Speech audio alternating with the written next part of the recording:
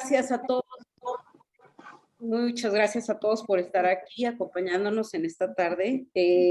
Dentro del marco del programa conmemorativo organizado por la Universidad Autónoma de Zacatecas y la Academia Mexicana de la Historia, Revolución Liberal e Independencia en México, que venimos trabajando desde el mes de febrero, ahora nos complace muchísimo presentar ante el público un libro que nos gustó mucho, me parece que a autores y a coordinadoras. El título se llama Después de la guerra, el comienzo, independencia, pacificación y reconstrucción en México.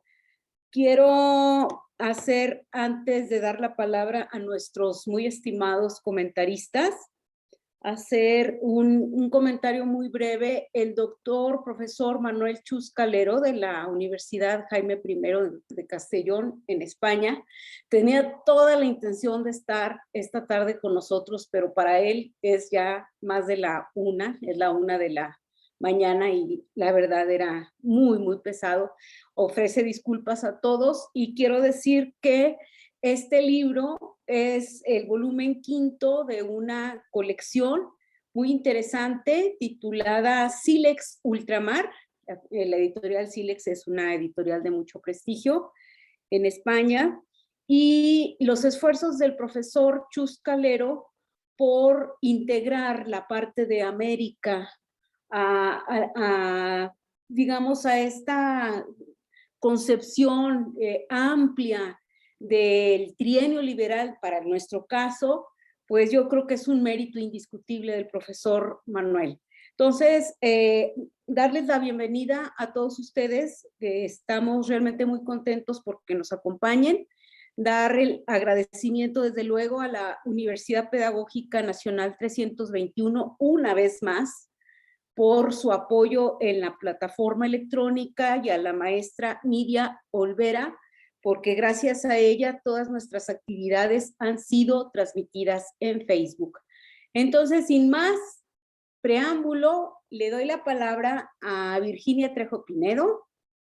Ella es una gran historiadora, hizo su licenciatura, maestría y doctorado en historia, después una estancia postdoctoral en la Universidad de Guanajuato con el doctor Carlos Armando Preciado. Y bueno, nos da muchísimo gusto, Vicky, que nos acompañes, que te hayas dado el tiempo de leer esta obra. Nos interesa mucho tu opinión al respecto, así que adelante, Vicky. Gracias. ¿Sí me escuchan? Bien, ante todo, pues agradecerles a todos los autores la invitación para comentar este libro y felicitarlos por el gran esfuerzo que hicieron para que nosotros tuviéramos en nuestras manos este texto que viene a enriquecer la historiografía, sobre todo del periodo posindependiente, que todavía, según mis consideraciones, faltan más exploraciones y más estudio para que tengamos un conocimiento más amplio de esa parte de nuestra historia. Pues comienzo. Sin duda, hablar de la consumación de la independencia de México es la tendencia, puesto que apenas hace 2 días se rememoró dicho acontecimiento. En el escenario de la historia conmemorativa, tiene más peso en el imaginario colectivo mexicano el inicio de la gesta que la consumación de la misma. En la enseñanza elemental de nuestro país se recuerda con más entusiasmo el grito de Dolores que la entrada del ejército trigarante. Y si somos un poco más reflexivos, en la ceremonia por los 200 años de la consumación de la independencia de México de este año, brilló por su ausencia España, país del cual nos liberamos. ¿Acaso tal ausencia se debió a que las autoridades españolas no han respondido a la solicitud del gobierno de la Cuarta Transformación y no han querido pedir disculpas por los agravios cometidos contra los pueblos originarios? En fin, el hecho, la coyuntura, es que el 27 de septiembre de 1821, México proclamó su independencia, aunque en realidad el reconocimiento por parte de España fue hasta 1836, con el Tratado de Santa María Calatrava. El camino para lograr la separación fue arduo, con vaivenes, pero finalmente, en un lapso de 7 meses, Agustín de Iturbide, el antes capitán realista, con la proclamación del Plan de Iguala, pactó con las élites y con los rebeldes que quedaban en pie de lucha, se logró concretar la emancipación de España. El logro de la independencia fue visto en su tiempo como la panacea a todos los males, como si con declarar la separación de España terminarían con todos los problemas que aquejaban hasta los entonces novohispanos. Romper las cadenas y lograr ser libres para decidir por sí mismos fue eufórico, colosal, pero también el comienzo de una ingente labor. ¿Imaginarían los firmantes del Acta de Independencia todo lo que sobrevendría a México al declarar su emancipación? El no reconocimiento de las potencias extranjeras, el de la propia España, la declaración de un imperio efímero, la instauración de una república federal y el inminente riesgo de que México se fragmentara en pequeñas repúblicas libres y soberanas.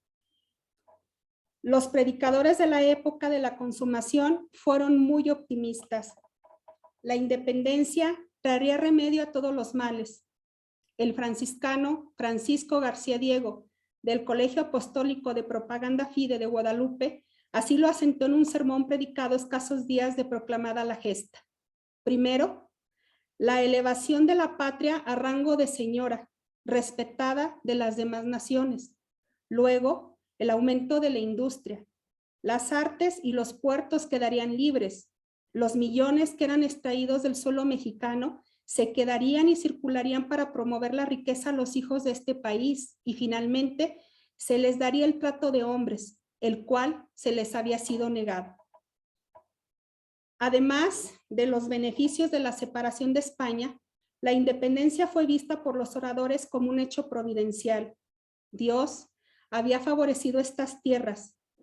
Con ninguna nación hizo cosa semejante, reza el Salmo 123, y que se aplicó de manera frecuente para explicar la aparición de la guadalupana en estas tierras novohispanas. Por lo que la predilección de la Madre de Dios por estas tierras se extendió hasta que se cortaron las cadenas que la ataban a la metrópoli. De manera alegórica, así lo expresó Julio García de Torres, prebendado de la Colegiata de Santa María de Guadalupe de la Ciudad de México. Cito: el águila mexicana, que hasta entonces había estado abatida y como grabada con el peso del garrudo león español, registra su nopal, y al ver que sus obesas pencas se revisten en un momento de verdor y frescura, se empina sobre él, bate gallardamente sus doradas águilas, y remontando el vuelo hasta las nubes, deja escuchar por todo el ámbito de la América la voz de religión, independencia y unión. Termina la cita. ¿Cómo se despierta una sociedad después de la guerra? ¿Cómo se consigue la felicidad de la nación? ¿Se olvidan para siempre los lazos con los hermanos españoles? Comenzar y olvidar el pasado. Borrar de un solo golpe 300 años de presencia hispana, costumbres, instituciones e ideas. Estas interrogantes las responden los autores de este libro. En el escenario de Después de la guerra, el comienzo, el texto que nos reúne, los expertos dan cuenta de cómo fue el tránsito hacia la vida independiente desde diferentes perspectivas y desde diferentes regiones. Así, tenemos casos de Guanajuato, Michoacán, Veracruz, Yucatán, San Luis Potosí, Zacatecas, Puebla y Jalisco. Con su lectura, sabemos que la guerra y sus consecuencias no fueron iguales en todas las regiones. No fue lo mismo el estado lamentable en que quedó Guanajuato a cómo sobrevivió Yucatán. Guanajuato perdió su bonanza, las minas arruinadas, campos abandonados y devastados, escasez de recursos y las constantes contribuciones que ambos bandos pedían para solventar la guerra. Como decían los contemporáneos, acabóse la insurrección y el mal todavía progresa. En este escenario, Joaquín Espinosa narra cómo la militarización de Guanajuato para su defensa resultó ser un arma de doble filo. Mayores recursos para sostener los cuerpos armados y abuso de autoridad de los mismos, como el caso de Iturbide, que por sus malas prácticas fue retirado de la provincia para luego ser considerado el nuevo Moisés. Por su parte, Martín Escobedo aborda el papel protagónico de la Nueva Galicia desde su conformación y los privilegios que gozó durante el periodo colonial, como tener real audiencia, universidad, sede de obispado y gran extensión territorial, lo que propició una tendencia al autogobierno. Durante la etapa insurgente, la provincia mostró señales de fidelidad a la corona, luego se adhirió al plan de Iguala. Cuando las cosas no marcharon conforme a sus deseos, Jalisco se proclamó Estado libre y soberano y se pronunció por el federalismo. Nosotros organizaremos la grande obra. Es la frase que resume las ambiciones de un Estado que tenía todo para proclamarse independiente, pero no lo hizo. Con el caso de Nueva Galicia, advertimos cómo las provincias novohispanas arribaron de manera dispar a la independencia, porque el comienzo también lo fue. Juventino García Ruiz narra las consecuencias de la guerra en Veracruz, huida de capitales, segmentación del mercado, contribuciones forzosas. En la añoranza, no somos lo que fuimos, las autoridades de la época independiente se esforzaron por recuperar su antigua bonanza. En el caso veracruzano, encontramos reminiscencias de la Constitución de Cádiz, cuando en 1826 los diputados que se encargarían de redactar la Constitución del Estado fueron electos por el principio indirecto y censitario. Para el caso zacatecano, Mariana Terán sigue la trayectoria de Fray Antonio de la Luz Gálvez, franciscano del Colegio Apostólico de Propaganda Fide de Guadalupe, que le tocó la guerra de insurgencia, el Primer Imperio y la instauración del Congreso Constituyente Mexicano. Cuando la insurgencia llegó a la provincia de Zacatecas, Gálvez fue comisionado para dialogar con los rebeldes, por lo que poco después fue acusado de infidencia, al atribuirle lazos con ellos. Durante algún tiempo, Gálvez luchó por demostrar su inocencia y en 1815 predicó un sermón contra la Constitución de Cádiz. Volvió a aparecer en la escena discursiva al pronunciar el único sermón dedicado a las Cortes del Imperio Mexicano en 1822. Finalmente, en 1824 predicó otro sermón con motivo de la bendición solemne de la bandera del primer batallón cívico de la capital del estado de Zacatecas. El caso de Fray Antonio de la Luz Gálvez muestra las contradicciones que se vivían en la época, pues las opiniones fluctuaban entre atacar los legados españoles o imitar modelos extranjeros. Sin embargo, en lo que todos estaban de acuerdo era en buscar la felicidad de la nación. Laura Machuca aborda la construcción de Yucatán a través de las sesiones del primer Congreso Constituyente de 1823 a 1825. Con su trabajo, advertimos modificaciones o adaptaciones de la ley hispánica, sobre todo al eliminar los ayuntamientos que se consideraban innecesarios. La autora da una cifra que habla por sí sola. En 1824, de 168 ayuntamientos existentes, solo quedaron 16. Asimismo, Machuca examina el Congreso Constituyente como un instrumento de transformación.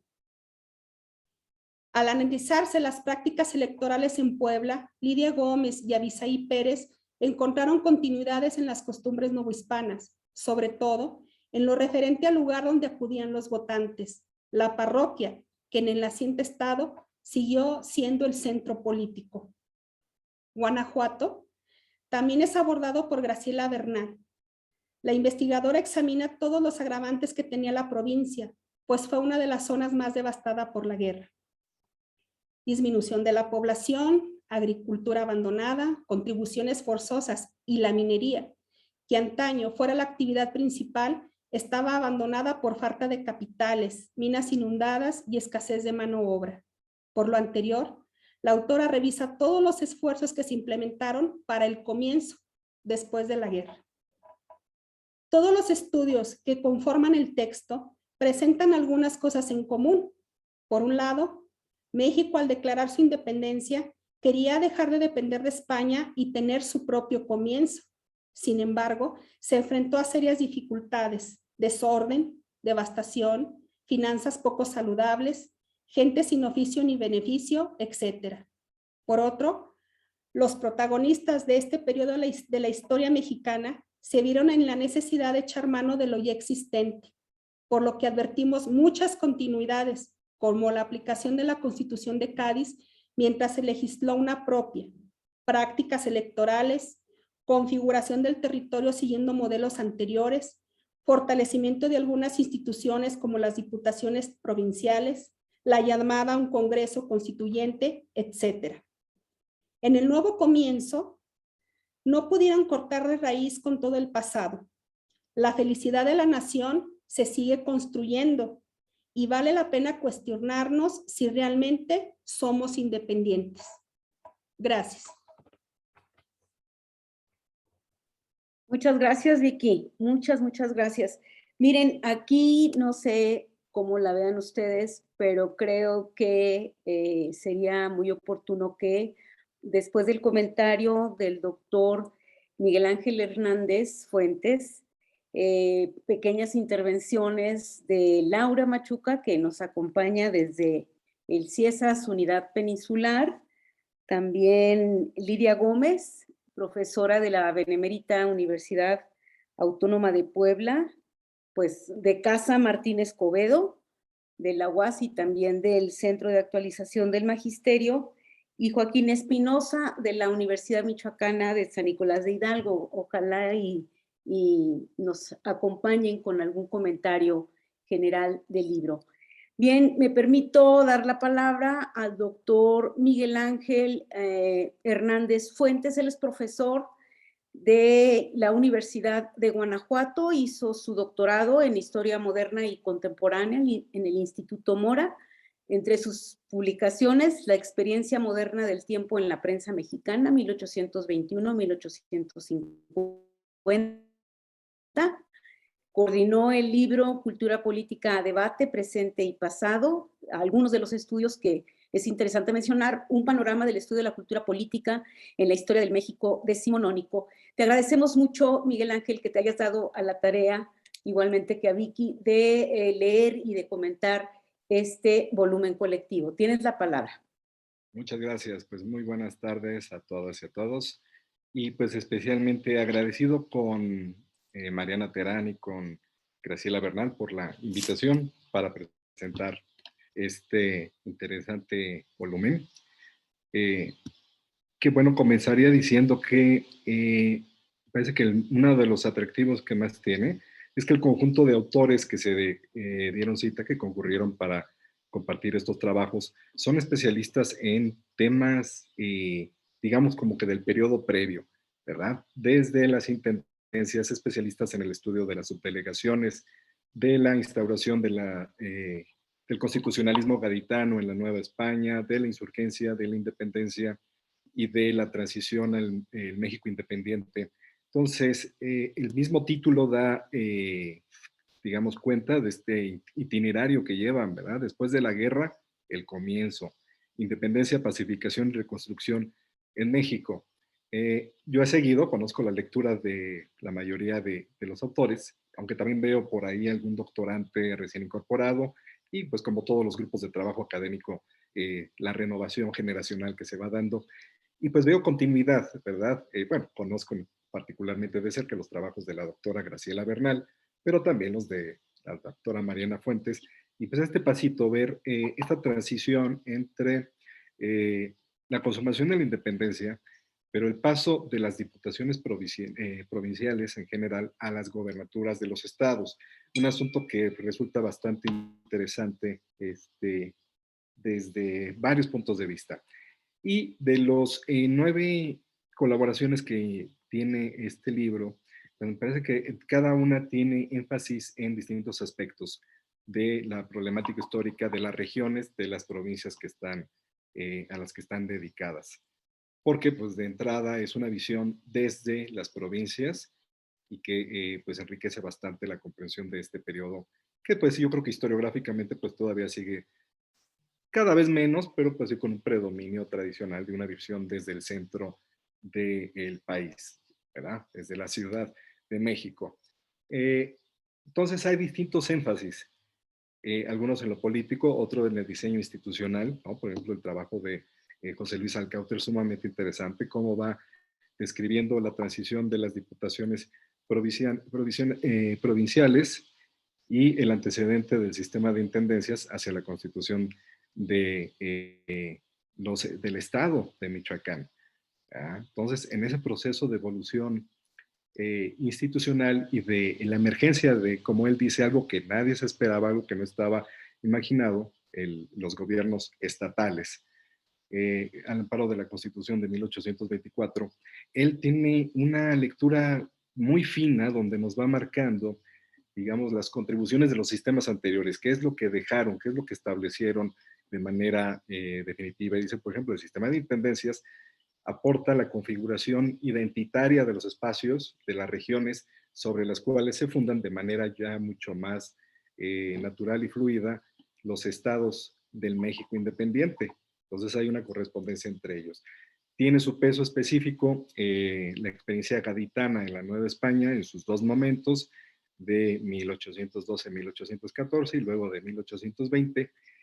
Y tanto el texto de Alcáuter como otros se fijan en esas tensiones que se producen entre distintas instituciones, las constitucionales, digamos, sobre todo el ayuntamiento, me llamó la atención las tensiones que se dan entre los ayuntamientos constitucionales en varias partes, en Guanajuato, en Zacatecas, y resueltos de distintas maneras, por ejemplo, también en el caso de San Luis Potosí, con lo que quedaba del sistema de subdelegaciones, que todavía estaban bastante activos y que había tensiones por las disputas de atribuciones, sobre todo en las cuestiones fiscales. Entonces, finalmente se establece algo que Alcáuter dice para el caso de Michoacán, pero que es extensivo y que también lo tocan otros de los autores, un sistema no pensado donde se da una jerarquía bastante interesante porque aparecen figuras que nadie había discutido, al menos en el Congreso Constituyente del Congreso Nacional, ¿verdad? Con instancias de poder intermedias, de autoridad intermedia, después de la gobernatura, departamentos o llamados cantones en el caso de Jalisco, eh, departamentos, partidos y ayuntamientos. Estas dos instancias intermedias que los actores políticos de la época conservan porque básicamente les parecen funcionales. Es lo que me permite ver la lectura tanto de Alcáuter como de, por ejemplo, Juan Carlos Sánchez Montiel para el caso de San Luis Potosí, prevalece. ¿Por qué? Porque este nivel intermedio, después de los departamentos, el de los partidos, en el de los partidos se encuentra una correlación con lo que venía siendo las subdelegaciones anteriormente. Entonces ya hay una experiencia de administración, de gobierno, de encargarse de las 4 famosas causas que les estaban delegadas a estos funcionarios y es la resolución que se encuentra en este sistema que se está dando. Entonces, primer aspecto de los capítulos que integran el libro, esta dimensión de diseño institucional que es el resultado de la atención a distintos problemas muy hondos, muy complicados que se estaban dando en aquel momento. El asunto de cómo renovar la economía en las distintas regiones, en las provincias, es un asunto que en particular, por ejemplo, atiende Graciela Bernal para el caso de Guanajuato, también de alguna manera Juan Carlos Sánchez para San Luis Potosí, y en un artículo bastante interesante también que permite establecer contrastes y que lo mencionaba la doctora Virginia hace un momento, el estudio sobre el estado de Veracruz de Luis Juventino García Ruiz. Nos permite ver contrastes interesantes, mientras Guanajuato quedó con una economía seriamente dañada, digamos que al nivel de sus factores estructurales. Básicamente ya no había mano de obra, había habido migración, muerte, las minas ya no pueden abastecerse de la fuerza de trabajo y todo intento de hacer cargas fiscales sobre la actividad minera porque las necesitaba urgentemente, tanto en su momento el ayuntamiento, el intendente y después la Diputación Provincial o finalmente el gobierno del Estado, todos necesitaban en su momento ingresos fiscales más elevados para llevar a cabo sus funciones y para tratar de reactivar la vida económica de Guanajuato. Pero todo intento de elevar las cargas fiscales constituían un golpe para la minería o para el comercio. No había manera. Es una de esas situaciones de crisis económica en la que se crea un círculo vicioso donde todas las partes se encuentran bastante vulnerables y no había manera de inyectar alguna dinámica de crecimiento económico en la región. Muy interesante contrastar con el caso de Veracruz, donde parece ser que los efectos de la guerra son un poco más indirectos, donde parece que, bueno, hay una baja de la demanda de los distintos productos que ofrecían, que se cultivaban y de las materias primas producidas en Veracruz, pero al menos como nos lo presenta Luis Juventino García, pareciera ser un factor secundario. El factor que a partir de la lectura de fuentes que él encuentra predominante es la competencia de las importaciones que están llegando, de las manufacturas, sobre todo textiles, y que tenían un buen nivel de consumo. Entonces había una situación de competencia que no permitía el crecimiento de las ventas y de la distribución de los productos veracruzanos. Y otro asunto que también este mismo autor ve bastante a detalle son las tensiones alrededor de las iniciativas de política fiscal, ¿verdad? Nos presenta un cuadro bastante completo de la clasificación de rentas, las que tenían que ir a la Ciudad de México y las que se quedaban para el gobierno local, ¿no? Entre las primeras, el famoso contingente que tenía que enviarse al gobierno nacional y los distintos tipos de alcabala que conformaban las rentas del interior. Permite ver cómo se da la dinámica a partir de alguna serie de incidentes que él va documentando. En especial está interesante el asunto de la supresión de la alcabala de tintes y cochinilla que el gobierno federal impone y que le permite decir a la autoridad local veracruzana: pues ahora tenemos un problema de recaudación muy fuerte por esta medida que ustedes tomaron, nos está afectando, digamos que en un 50% de la recaudación, pero el autor menciona, a partir de su lectura tanto de fuentes primarias como de bibliografía especializada, que fue medio tramposo esa declaración. En realidad, quizás, dice el autor, había sido un 12 o 13% la caída de la recaudación fiscal local y no era para tanto, pero permite mostrar que en los informes de gobierno, en las memorias de los gobernadores, que son una fuente utilizada por varios de los autores, hay que acercarnos a ellas con una lectura crítica porque eran instrumentos de política que resolvían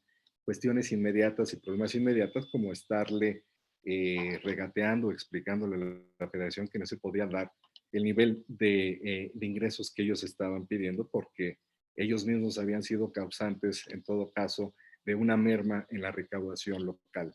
Entonces, este artículo pues, nos permite ver varias dimensiones de la producción y de la producción económica en general del estado de Veracruz, las situaciones que estaban incidiendo y las dificultades para establecer un nuevo sistema hacendario que ya estaba en la mente de algunos actores de la época. La idea de reducir lo más posible la captación vía alcabalas para llevar a un tipo de captación fiscal más dirigida a las contribuciones directas sobre los ingresos y la riqueza, que hubiera sido un asunto bastante interesante, pero que hasta muchas décadas después podría instrumentarse en el estado de Veracruz.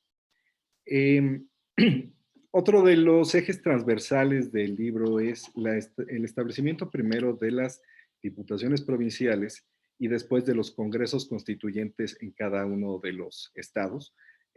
Particularmente también interesante la lectura pormenorizada, los datos que nos da Laura Machuca con respecto a los integrantes del Congreso yucatense, los sectores económicos a los que pertenecían, las orientaciones ideológicas que tienen, pero también la flexibilidad para pasar de un bando supuestamente más, entrecomillado, conservador a uno más liberal, como el famoso grupo sanjuanista.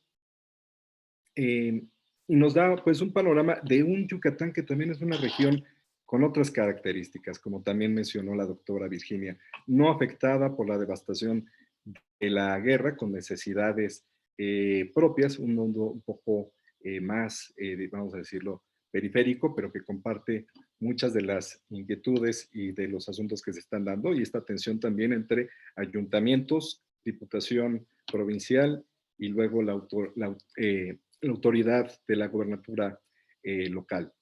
Asunto interesante, este yo no lo conocía tan bien, yo no lo había, bueno, mi conocimiento de estos temas no es tan grande, de decirlo, pero estas tensiones con los ayuntamientos a partir de las facultades que les concede la Constitución de Cádiz, con otros niveles de jerarquía de gobierno, me pareció interesante cómo aparecen en distintos estados, ¿no? En Yucatán se opta por ir disminuyendo, mermando en lo posible tanto las atribuciones como las facultades de los ayuntamientos grandes, en especial el de Mérida, y desapareciendo de a tiro los ayuntamientos indígenas que se consideran que su funcionamiento es básicamente oneroso y hay que dejarlo en un lugar secundario.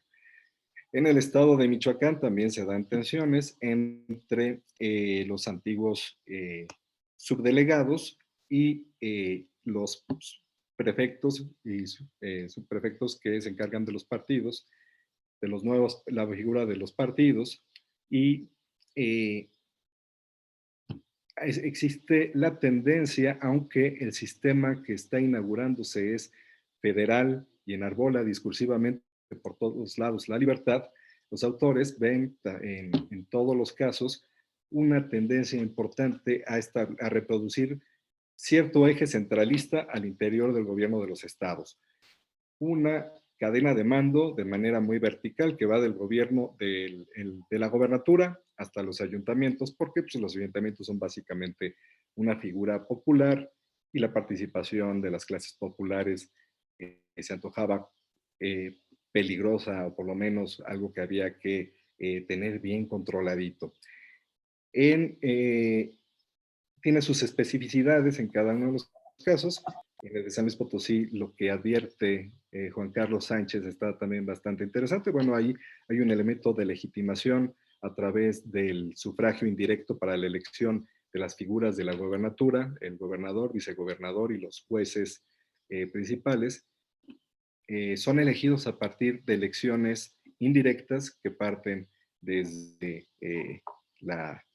el nivel del ayuntamiento. Entonces, dice el autor, ahí hay un elemento de legitimación interesante que probablemente contribuyó a crear equilibrios entre los distintos niveles de gobierno.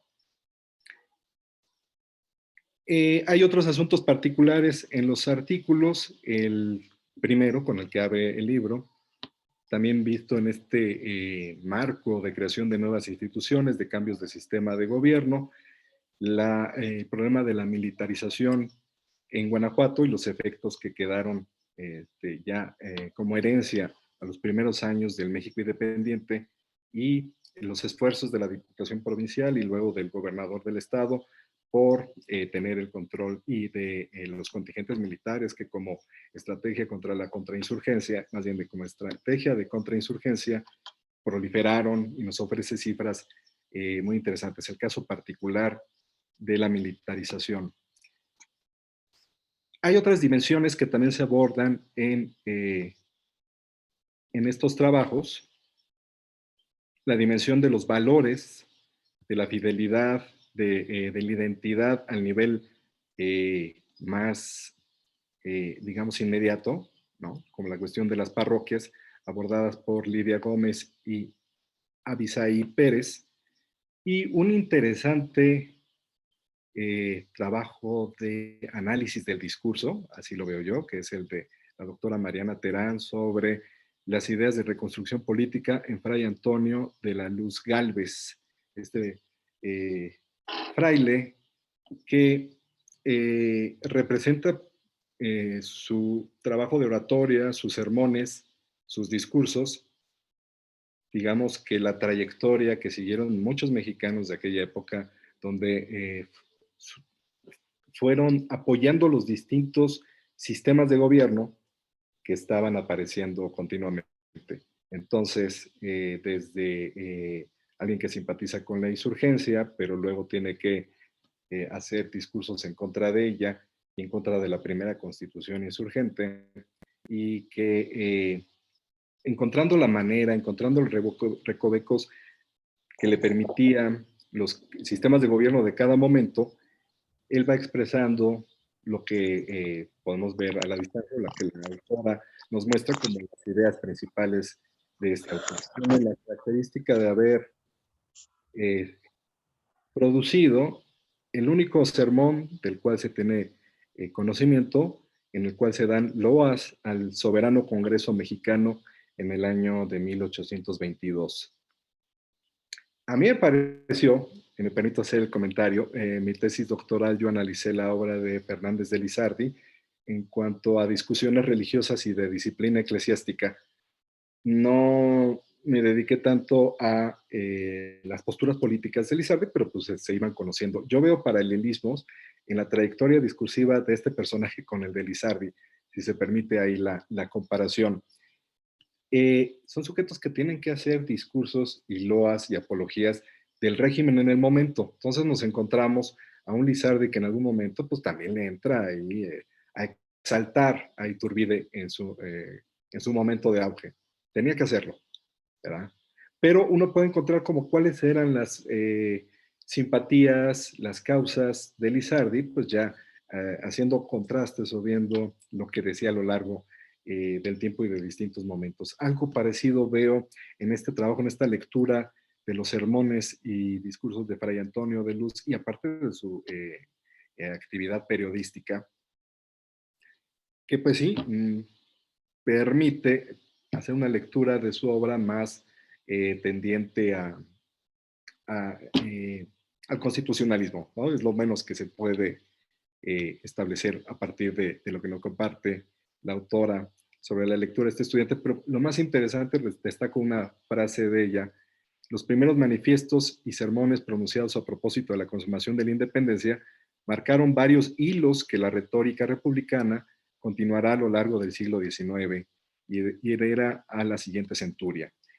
Eso es lo interesante, ver los hilos discursivos que se van tejiendo, el lugar central a la noción de felicidad, más allá de los cambios de gobierno, más allá de que sea leal a una monarquía constitucional, a una monarquía absolutista, a un imperio mexicano o a una república federal. Ciertas nociones que quedan en el discurso y que nos permiten ver cuáles eran las prioridades ideológicas, si cabe el término, en el seguimiento de autores como este. Yo hasta aquí dejaría mis comentarios. Es un libro que suena a cliché y a lugar común, pero sí es verdad. Disfruté mucho la lectura, complementó mi conocimiento de varios aspectos de este periodo histórico, ¿no? La consumación de la independencia y el tránsito a la República Federal. Vi matices interesantes en todas estas órbitas que les comentaba, desde lo discursivo, ideológico, lo económico, el diseño institucional, varias cosas que uno siempre tiene la duda, ¿verdad? ¿Cómo fue esa eclosión del federalismo? ¿Cómo es que se definieron ciertas instituciones al calor de la urgencia del movimiento histórico de ese momento?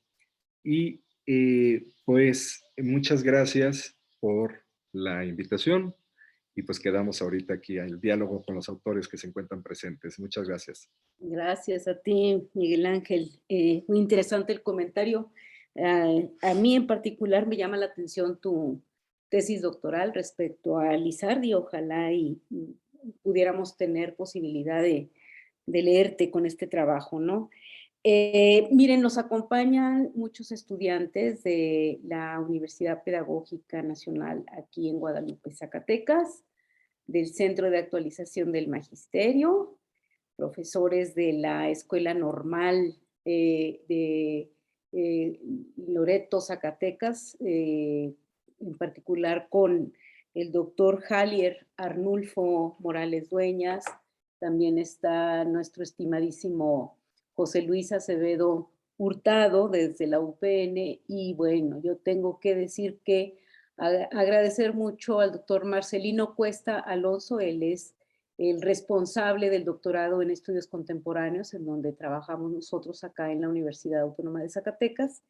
Pues muchas gracias. Sí, creo que convergen de manera muy atinada los comentarios tanto de Virginia como de Miguel Ángel. Es una visión desde las regiones. Ese fue, digamos, la encomienda que nos hizo el profesor Manuel Chuscalero, que no fuera, digamos, tanto la parte esta muy reiterada por cierta historiografía. Todo pasa en la Ciudad de México y desde la Ciudad de México se mira a las regiones. Acá el interés de los autores que componemos este libro radica precisamente en el otro lado, ¿no? Un lado, por cierto, muy diferenciado, como ya Miguel Ángel lo ha explicado, con procesos muy complejos, primero para pacificar y luego para reconstruir. Y lo que queríamos también considerar era sí la consumación, pero lo que sigue, ¿no? Y en ese sentido, estos años de transición entre el trienio liberal y desde luego con el llamado de las diputaciones provinciales y de los ayuntamientos constitucionales y la importancia de los congresos generales hacia la variación de la forma de gobierno republicana federal. Entonces creo que, pues, de manera personal quiero decir que para mí me dio muchas pistas, muchas pautas para seguir pensando estos procesos, desde luego desde Zacatecas, y conocer lo que los colegas hicieron para San Luis Potosí, Guanajuato, Jalisco, Yucatán, Puebla y Veracruz. Yo creo que ahí hay un diálogo fructífero, muy fructífero. Me permito presentar muy rápidamente a nuestra principal coordinadora de este libro, la doctora Graciela Bernal Ruiz, profesora del Departamento de Historia de la Universidad de Guanajuato. Aquí en el programa conmemorativo ya se presentó su librazo con el título Sin quedarle que envidiar a la metrópoli de México, las aspiraciones políticas de una provincia novohispana, San Luis Potosí, y otro volumen, Ecos de una guerra, insurgencia e hispanofobia en San Luis Potosí, 1810-1821, y déjenme darles la primicia. Su reciente libro, editado por la Legislatura de Guanajuato, Proclamas, Juras y Celebraciones por la Independencia. México en Guanajuato, 1821. Entiendo que no tiene ni un mes de publicado, ya nos platicarás, Chela. Entonces, tienes la palabra y, un dato muy importante. Junto con Rafael, Diego Fernández y José Luis Alcáuter, participa en la coordinación de un gran proyecto de investigación que agrupa a muy destacados historiadores de México, subdelegaciones novohispanas, la jurisdicción como territorio y competencia. Chela, tienes la palabra. Muchísimas gracias, Mariana. Quiero, en primer lugar, agradecer realmente de manera muy sincera a quienes hicieron posible la presentación de este libro, ¿no? Adaptándonos a esta modalidad virtual, que era un poco lo que decíamos antes de iniciar la transmisión, ¿no? Uno hubiera querido esperar a que fuese de manera presencial, pero bueno, la emergencia sanitaria no nos lo permite. Sin embargo, bueno, hacerlo de esta manera también nos permite llegar a muchísimo más público. Entonces, en ese sentido, quiero agradecer, por supuesto, también a quienes nos acompañan del otro lado, ¿no? Amigos, familiares, colegas y público interesado en este libro. Yo no tendría mucho más que decir, solo me gustaría comentar algunas cosas que se relacionan con la historia o el proceso de este libro, ¿no? Que ha sido como muy interesante, muy intenso también, ¿no? Entonces, efectivamente, como lo comenta Mariana, tuvimos una invitación por parte de Manuel Chus para coordinar un libro sobre la independencia, un poco en ese sentido de que no se hubiese hecho, algo que no se hubiese hecho, ¿no? Lo cual nos metía en un pequeño gran problema, ¿no? Es uno de los periodos o procesos más analizados. Sin embargo, no pasó mucho tiempo para que Mariana y yo llegáramos a a un acuerdo, ¿no? E intereses comunes que seguramente creo que todos los autores a los que invitamos a participar de alguna manera nos habíamos planteado, ¿no? ¿Qué pasa después, no? En la documentación uno se encuentra infinidad de voces, eso es súper interesante, ¿no? Infinidad de voces de muchos actores que nos permiten o que nos plantearon, ¿no? Esta posibilidad de imaginarnos cómo pudo haber sido después de la guerra, ¿no? El título también lo decimos más o menos pronto, ¿no? Después de la guerra, el comienzo, el qué pasa después, y visto desde las provincias. Entonces, en primer lugar, también en esta misma línea, pues quiero agradecer muchísimo a Manuel Chus la invitación, pero sobre todo el ojo, el tino que tuvo para ponernos a trabajar de manera conjunta a Mariana y a mí, ¿no? Mariana y yo nos conocemos desde hace mucho tiempo, hemos coincidido en muchos foros, hemos participado en algunos proyectos en común, pero no habíamos trabajado juntas, ¿no? En un proyecto, además, un proyecto editorial como este, ¿no? Y la verdad es que no nos costó ningún trabajo. Yo realmente estoy muy agradecida con Manuel y por supuesto con Mariana, ¿no? Ha sido un proyecto muy rico, hemos aprendido un montón. Y yo me quedo sobre todo con ese aprendizaje del trabajo conjunto. Yo creo que es la mejor manera de avanzar, ¿no? Entonces, te agradezco muchísimo, Mariana, pues todas esas horas de trabajo, ¿no? Y de organización, de planear. Y les decía, no hubo realmente mayor problema para ponernos de acuerdo en muchas cosas, ¿no? En segundo plano, pero no menos importante, quisiera agradecer muchísimo a los autores. Cuando nosotros nos sentamos a ver ahora qué vamos a hacer, ¿no? Con la invitación propuesta de Manuel, empezamos a plantear quiénes podrían participar en este proyecto visto desde las provincias, ¿no? No porque ahora no vamos a ver el centro, ¿no? O lo que se considera como el centro político, ¿no? Sino porque esto nos permitía, evidentemente, reflexionar muchísimas otras cosas desde esta perspectiva, ¿no? Y por supuesto, a partir de esto, continuar el diálogo, ¿no? Es nuestro aporte a este diálogo tan interesante que creemos que se tiene que continuar ahora después ya de las festejos o conmemoraciones por la consumación de la independencia, es que sigue después, ¿no? Y yo creo que eso es algo que tenemos muy claro nosotros como autores, que este libro nos llevó a pensar, ¿no? ¿Qué pasa después? Pero también creo que nos plantea una agenda de investigación, ¿no? Ya lo dijo Mariana hace un momentito, y en mi caso también, yo estoy convencida, de hecho ya empecé un poco, que ahora voy a trabajar esta parte de Guanajuato con esta mira, ¿no? Guanajuato, San Luis Potosí, que son mis áreas de interés, cómo se construye un país, sobre qué bases se construye este país, ¿no? ¿Cuáles los caminos que siguen, los procesos de negociación, de conflicto, por supuesto? Porque algo que nosotros planteamos en los trabajos es que los actores que estaban tratando de construir este país estaban construyendo también provincias, sus estados, ¿no? Y eso los llevó a un montón también de conflictos hacia el interior, pero hacia afuera también, y pensando hacia afuera con el gobierno primero imperial y posterior federal, ¿no? Y bueno, ya no digamos el centralismo un poco más adelante, ¿no? Entonces, lo que nosotros estamos planteando aquí en esos trabajos es eso, también una agenda de investigación, una propuesta de diálogo, ¿no? Para avanzar en el conocimiento. Y también lo que se observa en estos trabajos es digamos, los planes, los proyectos, las intenciones, ¿no? Los deseos por reconstruir algo, ¿no? Algo, o sea, a partir de lo que ellos encontraron después de la guerra, están todos estos, evidentemente en el medio hay un montón de intereses, pero sí es ese afán por construir, por hacer algo, ¿no? Y eso los lleva a una lucha en muchos planos y con muchas intensidades, porque justamente lo que nos permite el análisis desde las provincias es ver todas esas particularidades, ¿no? Las dinámicas muy, muy, muy particulares de cada una de las provincias y las prioridades, ¿no? Entonces, aquí tratamos de incluir zonas que fueron muy interesantes para la guerra, pero también una que no lo fue, ¿no? Como fue Yucatán. Decíamos, nos interesa saber qué pasa en Yucatán, ¿no? Entonces, sí tratamos de incluir, obviamente no están todos los casos, pero me parece que los casos que están sí nos marcan esa línea de debate, ¿no? Nos permiten iniciar una línea de discusión, de debate, de diálogo para ver qué sucedió después. Y la idea es invitar a colegas de otras, que analizan otras regiones, pues bueno, que avancemos en ese sentido, ¿no?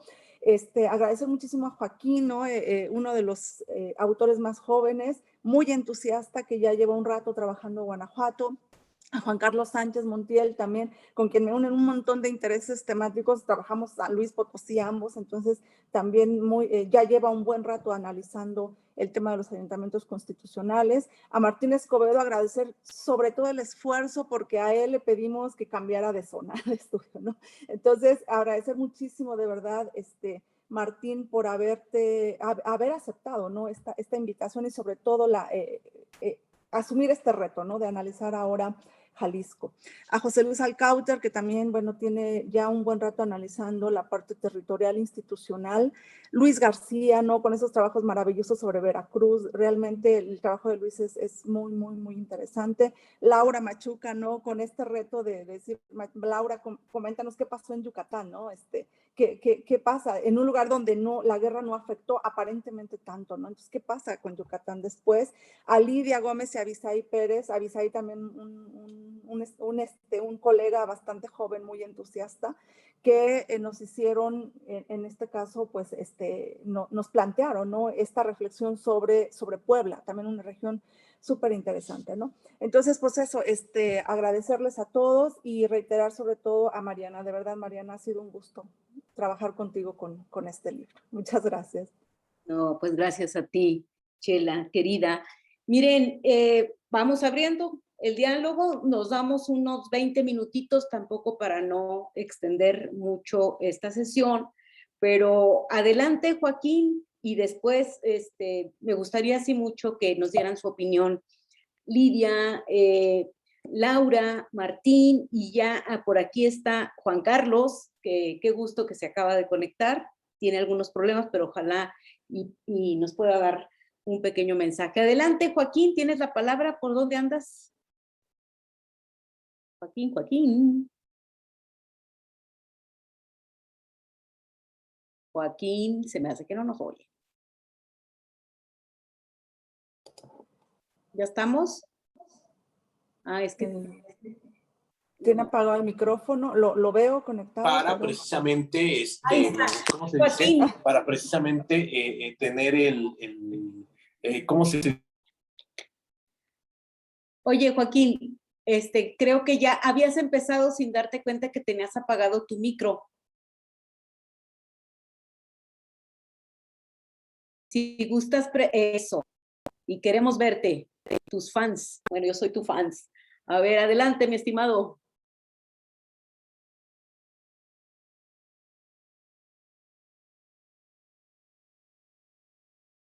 No, tiene problemas. Lidia. Sí, claro. Buenas tardes a todos. Hola. Qué placer verlos, ¿no? Y ustedes saben cuánto admiro el trabajo colegiado que se lleva a cabo en los seminarios y en las reuniones que hemos tenido. Así que muy honrada de estar con todos ustedes, de aprender también de ustedes, y una de las experiencias interesantes y que ha sido muy enriquecedora ha sido este libro. También quisiera agradecer, por supuesto, los comentarios, gracias a los comentaristas, porque siempre uno, de lo que leen otros, puede uno visualizar aquellas cosas que uno había entendido durante todo el proceso, ¿no? Que conlleva escribir un libro, esta confluencia de saberes y de aprendizajes mutuos. La verdad es que yo quisiera hablar más del libro en general, diciendo que la gran virtud que yo le encuentro a esta experiencia, a este primer acercamiento, más allá de las subdelegaciones, que es lo que se venía trabajando, es poder darnos cuenta que cuando uno mira lo que pasó en el periodo posterior, es como esta reconfiguración de estos espacios y de estas prácticas con sus diferentes circunstancias, pero que finalmente, paulatinamente, nos van llevando hacia estos cambios, hacia este camino, hacia la construcción de lo que se entendía que podía llegar a ser esta República Mexicana, este Estado nacional, pero que está inserta en una práctica que tiene todavía, ¿no? Pues esta inercia, y cómo esta inercia se va manifestando, como dicen, desde las regiones, pero también desde las instituciones que ya estaban establecidas. Y leer a Laura realmente me apasiona. Laura trabaja muchísimo como yo acerca de este vínculo entre lo que fue las repúblicas españolas y las repúblicas de indios, y leer lo que dice Luis, leerlas a todos ustedes, realmente me ha llenado de mucha emoción, porque siempre había pensado que los indios desaparecen y se constituyen en estos indígenas en el siglo XIX, a partir del momento de la independencia.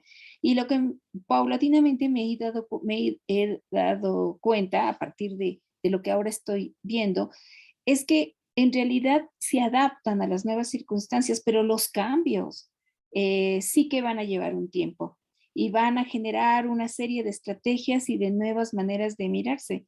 Desde el punto de vista, sobre todo, que a mí me toca, que es el de Puebla, pues es fundamental la iglesia y el papel que van a jugar no solamente los curas como curas, sino los vicarios, como la fuerza que viene en la formación de los vicarios en derecho, porque son ellos los que van a llevar a los pueblos estas semillas incipientes de esas nuevas realidades, de los marcos legales. No van a ser tanto los ayuntamientos, porque también los ayuntamientos apenas si se están tratando de entender qué es lo que tienen que hacer, pero los curas, y por eso es la gran alianza que va a haber entre las feligresías y los curas, ¿no? Las tomas, cómo caen los gobernadores en Puebla, por las alianzas que hay entre los obispos y entre el clero con los feligreses en esta construcción de estos ciudadanos, ¿no? Desde la parroquia. Entonces, a mí me parece muy, muy interesante este recorrido hacia mirar estos cambios con sus inercias y con sus diferentes matices, y me parece apasionante. Y muchas gracias, porque a través de lo que ustedes aportaron, la verdad es que yo aprendí muchísimo y francamente me enamoré, ¿no? Que siempre he sido muy novohispanista, muy de los pueblos indios y que ahora me doy cuenta que ahí no se acabó la historia, ¿no? Que todavía hubo mucho más y que hay mucho más que contar. Así que muy agradecida por la oportunidad.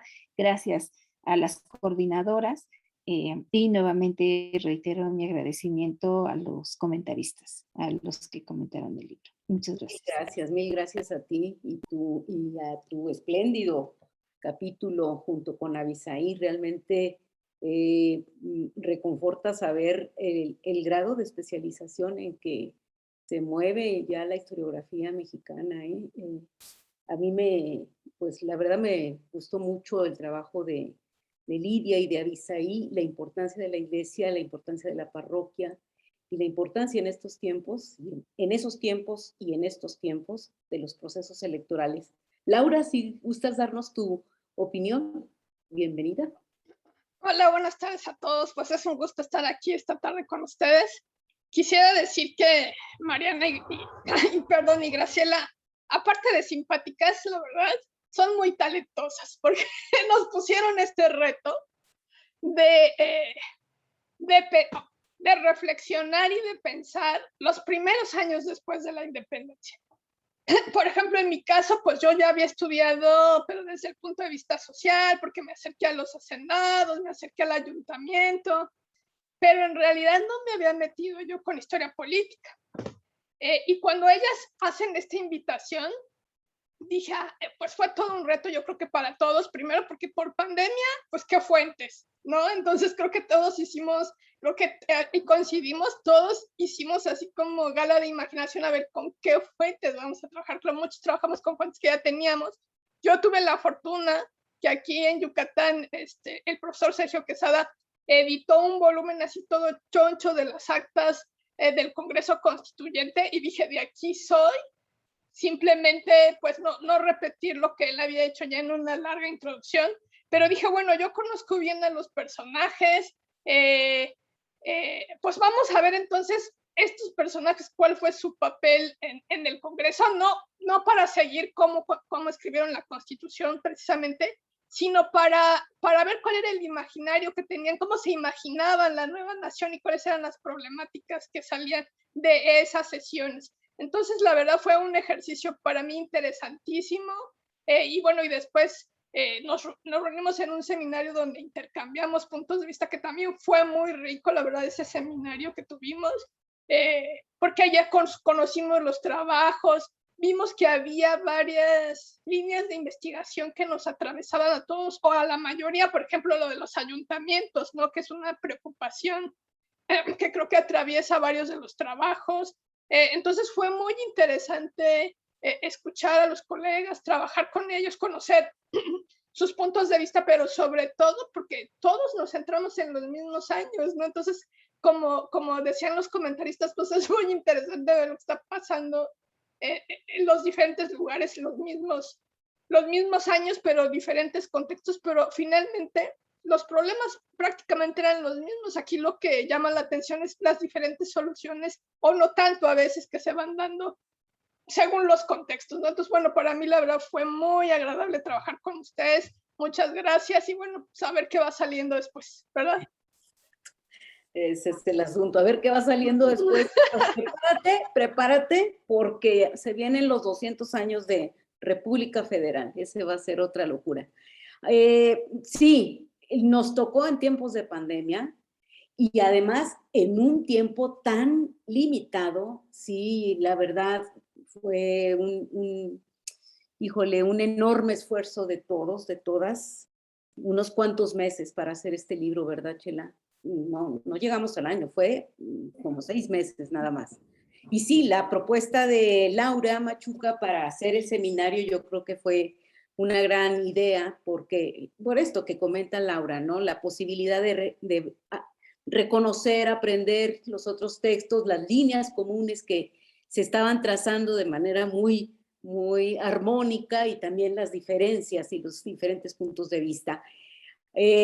Martín Escobedo, ¿quieres dar algún mensaje? Buenas tardes a todas y a todos. Muy breve, muy breve. Pues solamente complementar lo que ya comentó Laura Machuca, mi querida Laura. Además de talentosas, las coordinadoras Mariana Terán y Graciela Bernal nos trajeron en ese proyecto a Chirrión Tronado. Entonces, ¿qué más puedo agregar? Nada más el agradecimiento para participar en este proyecto, y sobre todo, yo creo que este libro es una interesante reflexión sobre cómo este futuro halagüeño que se plantea tras la independencia de México choca con una realidad muy aciaga, y responde el libro a interrogantes desde las regiones. Sin embargo, yo creo que el reto que todavía no tiene este libro, no acomete este libro, es dar cuenta de lo que sucede en este lapso en el norte de México.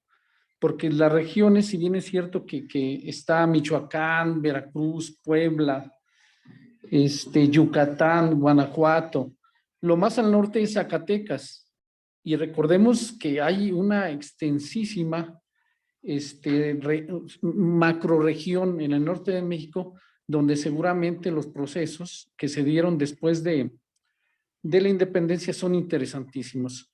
Finalmente, de nueva cuenta, doy mi agradecimiento y los felicito por esta obra. Muchas gracias.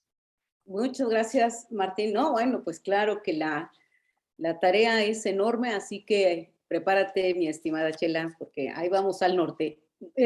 Bueno, y sí, lo acepta Manuel, desde luego, ¿verdad? Hay una pregunta de Judith. Judith, si quieres plantearla de viva voz. Judith Rivas Hernández. Sí, Mariana, soy René. René, perdón. Soy René. Adelante, amigo. Buenas tardes. Buenas Sí, tardes. muchas gracias. Felicidades a todos por el libro. La presentación estuvo muy bonita, muy rica. Bueno, tengo una pregunta. Efectivamente, creo que yo no conozco el libro, apenas unas ideas se han vertido muy bien en esta presentación, pero creo que va a cubrir de manera muy importante o cubre de manera muy importante esta problemática política, económica y social que se da en la transición entre la consumación y la primera etapa nacional en nuestro país y bueno, desde las regiones, como ha señalado ahorita el doctor Martínez Covedo. Y aquí quisiera preguntar si es posible desde estos trabajos, en qué medida se dan explicaciones desde lo político, pero digamos, pues lo político tiene que ver con una serie de acciones, de medidas que impactan también en los otros ámbitos. En el ámbito de lo económico, pudiera haber una explicación de por qué no hay una continuidad, sino una profunda ruptura de los procesos productivos y de ciertos sectores económicos que a finales del periodo colonial representaban un boom, representaban un crecimiento muy importante, pero ya en la parte nacional vamos a ver que por ejemplo, en el caso de la minería viene toda una problemática y se activa la minería hasta que llega el capital inglés, por ejemplo, o en el caso del sector textil, que fue muy importante desde finales del siglo XVIII, hay una ruptura del sector textil, el propio comercio, etcétera. Entonces, la pregunta sería si es posible desde estos trabajos ir, digamos, explicando estos procesos complejos.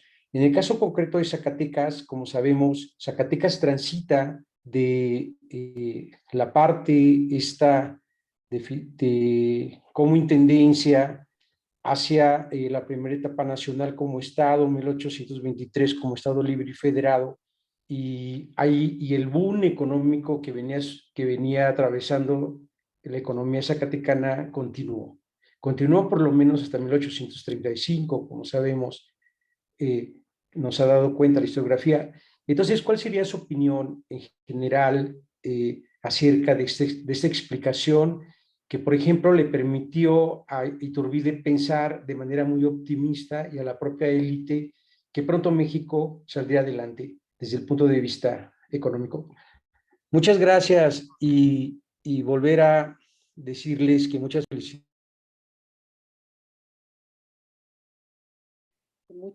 Quiero creer, felicidades. Muchas gracias, René. Muchas gracias por tu respuesta y por el interés. Miren, yo no voy a contestar esa. Lo bueno de ser moderadora es que doy la palabra y eso me conviene. Pero sí voy a contestar la que está planteando Jesús Domínguez Cardiel del Centro de Actualización del Magisterio. ¿En dónde se puede conseguir este volumen? Y los que forman parte de la colección Silex Ultramar y que además se están preparando nuevos títulos, va a ser una colección sasa, en mi opinión, coordinada toda por el profesor Manuel Chuscalero. Son libros electrónicos son libros a muy bajo costo.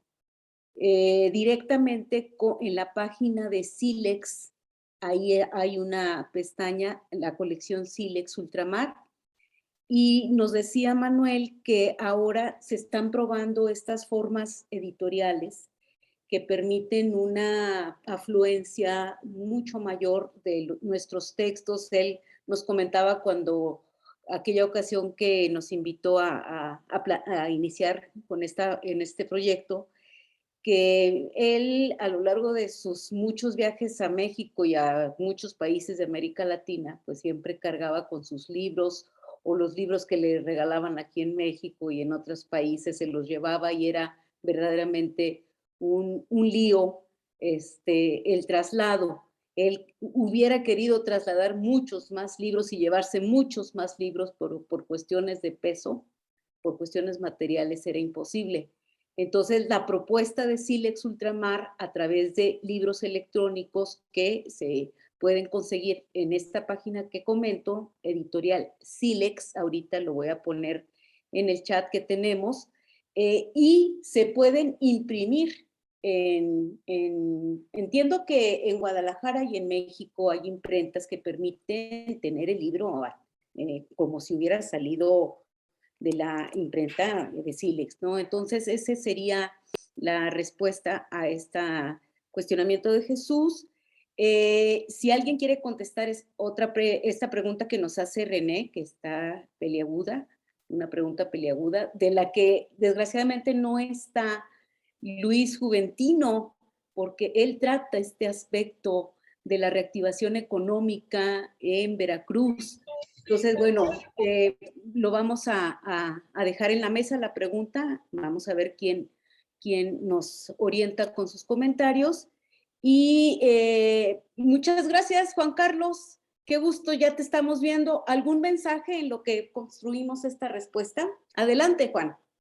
Hola, buenas tardes. Pues sí, tuve algunas dificultades para conectarme porque me está fallando mucho la red aquí en Cuauhtémoc, pero con gusto no había tenido oportunidad de participar en las presentaciones que se han hecho del libro. Agradecer, saludos Chela, Mariana, Miguel también, hace mucho tiempo que no tenemos la oportunidad de vernos. Pues muy agradecido con la invitación primero para el libro y luego lo que puedo comentar yo sobre el libro primero es que a mí me sirvió mucho el ejercicio que tuvimos a fines de enero, que nos reunimos todos para presentar nuestros avances, para ubicar dentro de todos estos procesos que se tratan en el libro. El gran tema es la reconstrucción después de la guerra, pues ubicar en cada una de las entidades que se trabajaron en el texto, qué procesos se dieron, qué pasos se dieron para lograr esa reconstrucción. Y bueno, algunos de los autores enfocaron algunos procesos, otros a otros, pero la línea, digamos, el camino que seguimos era esta cuestión de la reconstrucción. Se ha hablado mucho en la historiografía del proyecto de nación, ¿no? ¿Cuántos textos conocemos donde se hable del proyecto de nación después de la independencia? Y se ha debatido mucho, pero yo creo que este libro también nos muestra que cada provincia y después cada estado en la independencia tuvo su propio proyecto y que ese proyecto refleja los procesos previos, claro, que se dieron antes de llegar a esta etapa, los intereses regionales, locales, las aspiraciones, porque cada región vimos que hay distintos grupos que tienen influencia, una marcada influencia en los procesos de cambio y de transición que se van dando del último periodo garitano ya al periodo independiente. Tienen sus propias aspiraciones, están defendiendo sus propios intereses y luego también sus propias visiones, sus visiones respecto a cómo organizar el gobierno, a la posición que ellos defienden y que ellos quieren lograr en el conjunto de la nueva nación. Esto es interesante, ¿no? Porque no es nada más el proyecto de nación, sino que cada una de estas entidades, cada una de estas provincias y después estados quiere posicionarse y está defendiendo esa posición que quieren lograr en el conjunto de ese proyecto nacional que se quiere lograr. Y para ello, pues experimentan, igual que el país está experimentando una serie de proyectos y de visiones acerca de cómo constituirse y cómo organizar el gobierno, la administración el territorio, también en las provincias se está dando esto, ¿no? Y todas estas experiencias que se van llevando a cabo para organizar el gobierno, para organizar el territorio, la representación política, la cuestión administrativa, todo esto refleja, bueno, primero estos procesos, los intereses, las visiones, y yo creo que esto que me parece fundamental, el lugar que se quiere lograr, de la posición que se quiere tener dentro del conjunto de la nación.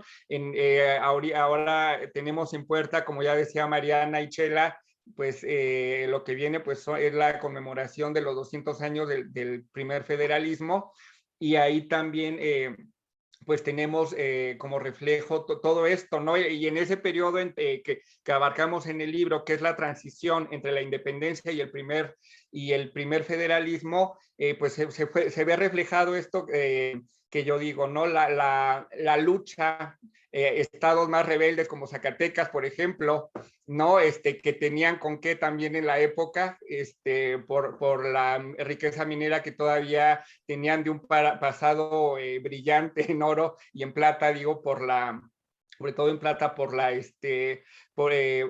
qué es lo que le va a dar su posición en el conjunto de la Nueva España a Zacatecas, y después esa posición la va a defender en este tránsito. Y yo creo que, bueno,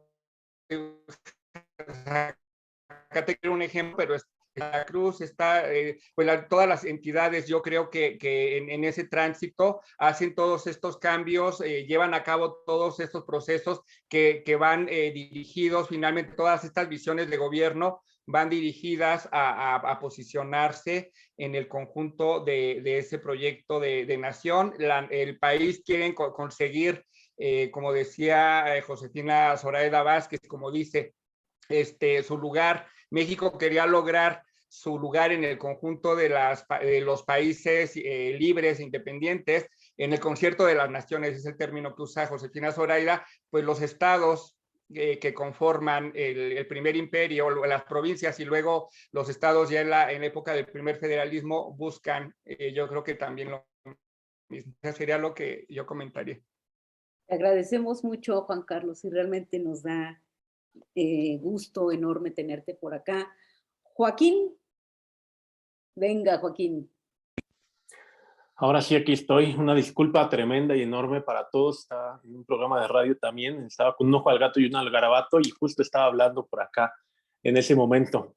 No, pues simple y sencillamente agradecer mucho a las notabilísimas editoras del libro, que sobre todo por la confianza, pero también por el reto que significó esta idea, ¿no? de la reconstrucción, la pacificación, temas que como ellas mismas nos los adelantaban, ¿no? Desde un primer momento, no eran los comunes, fueron un reto inicial para ellas mismas, ¿no? Por el propio Manuel Chust, y que bueno, creo que para cada uno de nosotros sirvió para enriquecer diferentes perspectivas. Yo estaba muy atrás en el proceso de la guerra, yo estaba en 16, 17, ¿no? No había llegado en el caso de Guanajuato hasta tan adelante, y bueno, con el tiempo que nos dieron, que también fue muy, muy generoso, ¿no? Tuvimos bastantes meses para trabajarlo, no obstante la pandemia, ¿no? Que también fue un agravante, ¿no? Entonces, fue un reto en todos los sentidos la elaboración de este texto. Para mí, creo que para todos lo fue de cierta forma,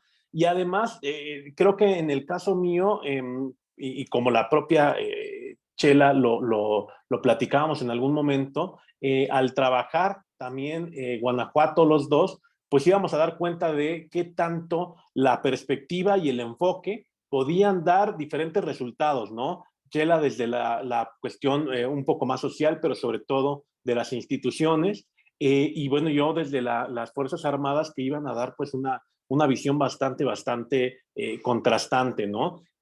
Que queda, por supuesto, esto de lo que ya escuché de los diferentes comentarios, por ejemplo, lo que decía el estimado Martín, pues lo que viene más al norte, ¿no? Y lo que viene sobre todo en los siguientes meses, en las siguientes conmemoraciones, porque ya pasó un poquito, nos empieza a pasar de moda el Bicentenario y ya se quedó ayer y antier, ¿no?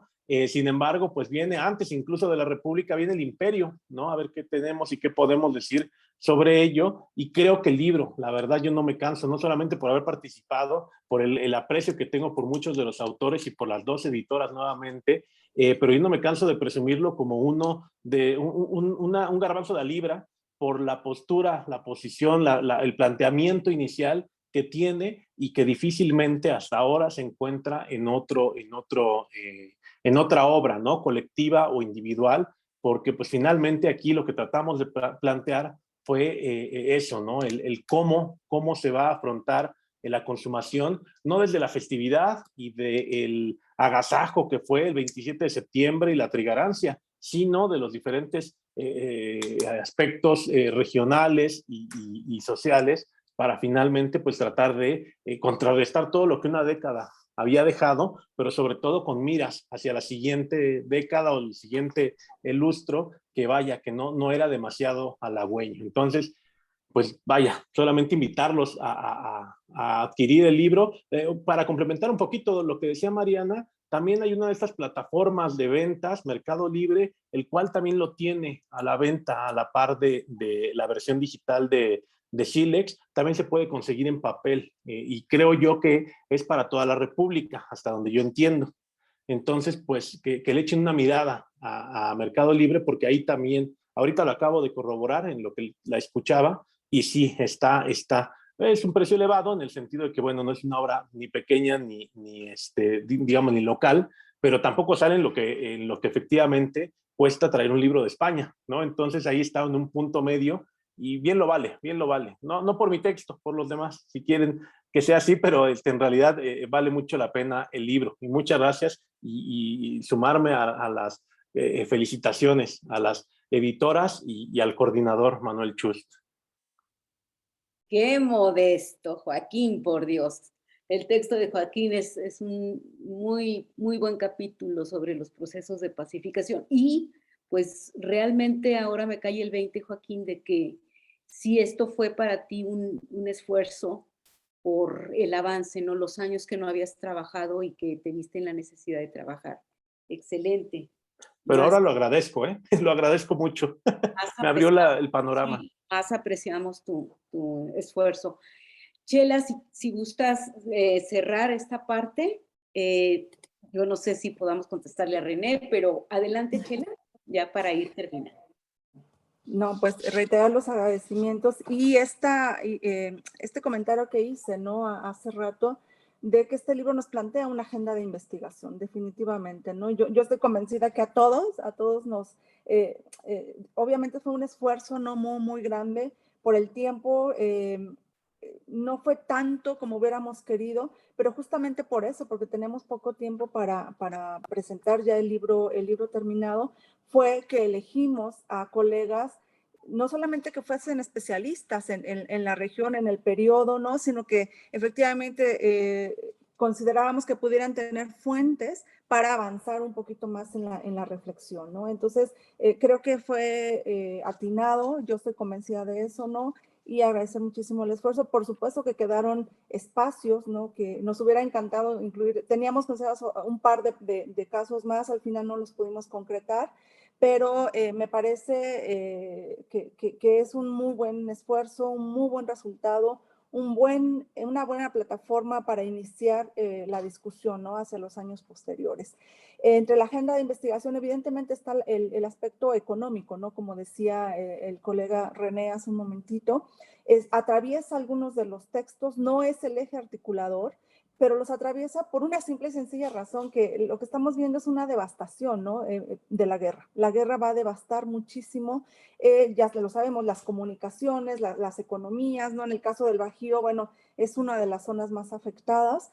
Y obviamente hay proyectos para pacificar y también para reconstruir desde un periodo muy temprano, ¿no? Hay estos esfuerzos, pero no tienen mucho efecto. Joaquín los trata en el caso de Guanajuato, ¿no? En los primeros años de la guerra y luego ya los retomamos ambos hacia 1817-18, ¿no? 1817-18, pero las condiciones no lo permiten, ¿no? Obviamente también cuando inicia ya las discusiones para construir este país, pues es uno de los temas cruciales, pero ¿sobre qué se construye? ¿No? Creo que ese es el gran problema, ¿no? ¿Sobre qué se construye? Hay que reparar muchas cosas en muchos sentidos, ¿no? Y al mismo tiempo se está construyendo un país, instituciones, ¿no? Hay un montón de conflictos y de intereses, ¿no? En todo esto. Y lo que decía Juan Carlos, que me parece muy interesante, ¿no? Es ese concierto, ¿no? Entrar México en el concepto de las naciones independientes, pues es el propio concierto, ¿no? De las provincias, el lugar que van a ocupar dentro del país. Entonces, y por eso creemos que es un esfuerzo muy, muy importante. Evidentemente hay muchos intereses inmersos de una serie de actores, de instituciones, pero cuando uno empieza a ver todo este panorama, se sienta a ver cómo le hicieron, ¿no? Es muy interesante tratar de visualizar eso, y hay fuentes que nos permiten ver ese esfuerzo, ¿no? Las memorias de gobierno con toda digamos, la carga oficial, ¿no? Que puedan tener. Reflejan bastante eso, ¿no? Yo revisando las de Guanajuato, bueno, año tras año, pues siguen planteando los mismos problemas, ¿no? Piden a los ayuntamientos un informe sobre el estado en el que se encuentran, y bueno, los informes de los ayuntamientos dicen, aquí acabaron con todo, ¿no? Celaya, que era una zona textilera muy importante, no queda nada. Las haciendas ya no tienen trabajadores, las tierras, entonces los caminos, hay que reparar caminos. Entonces son un montón de factores que están ahí inmersos, y que, bueno, creo que en mi caso, insisto, pues me plantean esa agenda de investigación, ¿no? Estoy empezando como a avanzar un poquito sobre eso, y pues bueno, ojalá que para el 24 podamos tener algunas respuestas un poco más claras, ¿no? Sobre cómo estuvieron trabajando durante esos años los actores, porque insisto, al mismo tiempo estaban intentando construir instituciones políticas. Y eso por sí mismo ya, y yo creo que un poco eso, ese reto, ¿no? Ese gran reto es lo que ha llevado a que, ese gran reto al que se enfrentaron estos actores es lo que ha marcado la historiografía, ¿no? Esta parte institucional política, y nosotros buscamos abonar desde otras perspectivas, ¿no? Sumar a esas explicaciones. Y pues bueno, reiterar mis agradecimientos, por supuesto, a los comentaristas. Creo que no lo dije antes, me emocioné tanto que no lo dije, pero por supuesto a Virginia, ¿no? O sea, y Miguel, el tiempo que se tomaron para leer estos trabajos y para hacer los comentarios. Insisto, estas presentaciones nos ayudan como autores a saber cómo pueden ser recibidos nuestros trabajos, y nos plantean otras interrogantes que no nos habíamos planteado, ¿no? Entonces, muchísimas gracias a todos. Pues mil gracias de nueva cuenta, Chela. Ojalá, esta es la primera presentación, no ha habido otras presentaciones, así es de que para nosotros será un día muy, muy importante por ese lado, ¿no? Estábamos nerviosas también por ese otro lado. Un saludo a todos los alumnos y alumnas del primer semestre de la licenciatura en Pedagogía de la UPN. Nos da mucho gusto que nos acompañen. Yo sé que es abuso de confianza, pero ojalá y Vicky y Miguel Ángel nos regalen su reseña para que pueda leerse en otros espacios. Sería genial. Le pido finalmente a mi jefe, el profesor Marcelino Cuesta Alonso, dé por terminada esta sesión. Pues muchas gracias a Mariana, a todas las personas que han participado en esta presentación del libro. Yo todavía no he podido leerlo, pero ya estoy deseando tenerlo en mis manos. Me parece que es un periodo muy bonito y muy interesante el que están trabajando, cómo se construyó la nación mexicana, cómo hubo que conjugar ideas, proyectos, intereses, necesidades, y no cabe duda que, aunque desconozco el trabajo, me parece muy interesante. Yo conozco otros trabajos de la doctora Mariana, de Gabriela Bernal, de Laura Machuca, de Lidia Gómez, del doctor Martín Escobedo, y creo que va a ser una aportación muy, muy enriquecedora y muy interesante en este periodo que es, ya les digo, muy rico, de cómo se fue formando la nación mexicana y que sin duda alguna todas las personas que puedan leer este libro van a enriquecerse, ¿no?, con todos estos trabajos. Eso sería todo por mi parte. Muchísimas gracias y le devuelvo la palabra a la doctora Mariana. Pues gracias a todos, que pasen una excelente tarde-noche. Seguimos trabajando. Ya aquí hay varios retos que salieron a relucir y yo creo que estos años de aquí al 2024 van a ser años en que los vínculos se van a estrechar, a afianzar. No solo los académicos, sino los más chidotes, los vínculos de la amistad. Muy buenas noches tengan todos ustedes. Gracias por su compañía.